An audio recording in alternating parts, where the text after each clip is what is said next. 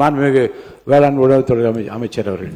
மாண்புமிகு பேரவைத் தலைவர் அவர்களே, மாண்புமிகு முதலமைச்சர் அவர்கள் தலைமையிலான ஆட்சி பொறுப்பேற்று முதல் வேளாண்மை நிதிநிலை அறிக்கையை தாக்கல் செய்து அதன் மீது கடந்த 3 நாட்களாக உறுப்பினர்கள் விவாதம் செய்வதற்கு வாய்ப்பளித்து இன்று அந்த விவாதத்திற்கான பதிலுரையை வழங்க எனக்கு வாய்ப்பளித்த மாண்புமிகு பேரவைத் தலைவர் அவர்களுக்கும் நன்றியினையும் வணக்கத்தையும் தெரிவித்துக் கொண்டு எனது உரையை தொடங்குகிறேன். வேளாண் பட்ஜெட்டுக்கு விவசாயி மத்தியில் கிடைத்த வரவேற்பை பொறுத்து கொள்ள முடியாமல் சில கட்சிகள் உட்பட மாண்புமிகு முன்னாள் முதல்வர் திரு மு.க. ஸ்டாலின் ஐயா அவர்கள் வெற்று பட்ஜெட்டாக இந்த வேளாண் நிதிநிலை அறிக்கை அமைந்திருக்கிறது என்று கூறினார். இது வெற்று பட்ஜெட் இல்லை. தமிழ்நாடு விவசாயிகள் போற்றும் வெற்றி பட்ஜெட்டை, நமது வெற்றி கழக பட்ஜெட்டை எங்கள் முதலமைச்சர் கொடுத்துள்ளார். தன் குற்றம் நீக்கி பிறர் குற்றம் காண்கிற்பின் என் குற்றம் ஆகும் இறைக்கு. தன் குற்றம் நீக்கி பிறர் குற்றம் காண்கிற்பின் என் குற்றம் ஆகும் இறைக்கு. பிறரின் தவறுகளை குறை கூறுவதற்கு முன் நாம் சொந்த தவறுகளை சரி செய்ய வேண்டும் என்ற திருவள்ளுவரின் வாக்கினை குறை கூறுவதற்கு நினைவுபடுத்தி ஆட்சி பொறுப்பேற்றவுடன் சில எதிர்கட்சியினர் இவர்களுக்கு என்ன ஆட்சி செய்ய தெரியும் என்று கேலி செய்தார்கள். இன்று அவர்களே பார்த்து வியக்கு வண்ணம் ஒரு சிறந்த லஞ்ச லாவணியம் இல்லாத ஒரு ஆட்சியை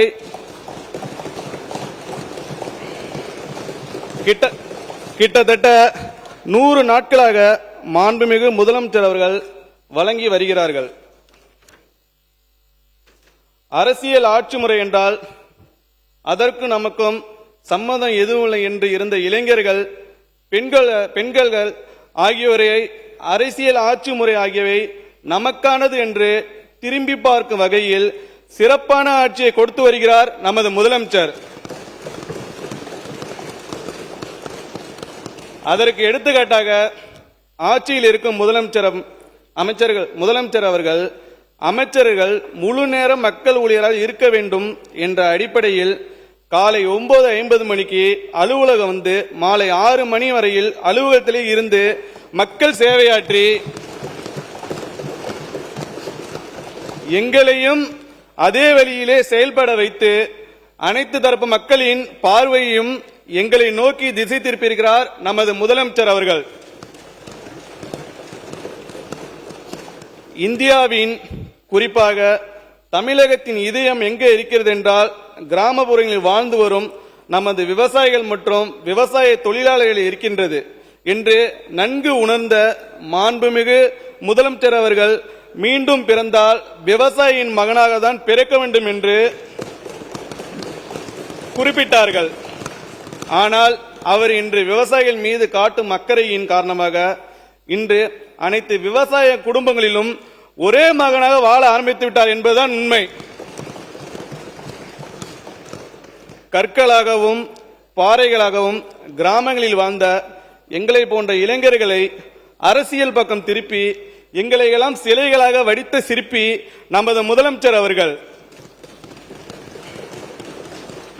அதற்கு எனது நன்றியையும் வணக்கத்தையும் நமது முதலமைச்சர் அவருக்கு தெரிவித்துக் கொள்கிறேன்.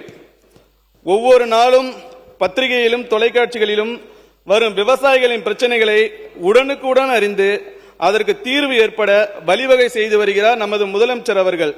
ஆட்சி பொறுப்பேற்ற 40 நாட்களில் கடுமையான நிதி நெருக்கடிக்கு இடையிலும் விவசாய சகோதர சகோதரிகளுக்கு வாக்கு கொடுத்திருக்கிறோம், அதை நிறைவேற்ற வேண்டும் என்ற நல்ல எண்ணத்தில் சுமார் 6000 கோடி ரூபாய் ஏழை எளிய விவசாயிகளின் கடனை தள்ளுபடி செய்து விவசாயிகளின் சுமைகளை குறைத்திருக்கிறார் நமது மாண்புமிகு முதலமைச்சர். இதனை அனைவரும் மனதார பாராட்ட வேண்டும். எதிர்கட்சிகளுக்கு ஒன்றை சுட்டிக்காட்ட விரும்புகிறேன். நீங்கள் அனைவரும் மூத்த அரசியல் தலைவர்கள். வாக்குறுதிகளை முழுமையாக நிறைவேற்ற ஒரு அரசுக்கு போதிய கால அவகாசம் தேவை என்பதை நீங்கள் அனைவரும் நன்றாக அறிவீர்கள். இந்த நிதிநிலை அறிக்கையை உண்மையில் யாரும் குறை கூறுவதற்கு குறை ஏதும் இல்லை. மாண்புமிகு உறுப்பினர்கள் கடந்த 3 நாட்களாக விவாதத்தில் புதிதாக பொறுப்பேற்று நிதிநிலை அறிக்கையை தாக்கல் செய்த நமது அரசுக்கு பல்வேறு ஆலோசனைகளையும் அறிவுரைகளையும் வழங்கியுள்ளார்கள். அதற்கு அவருக்கு எனது நன்றியை தெரிவித்துக் கொள்கிறேன்.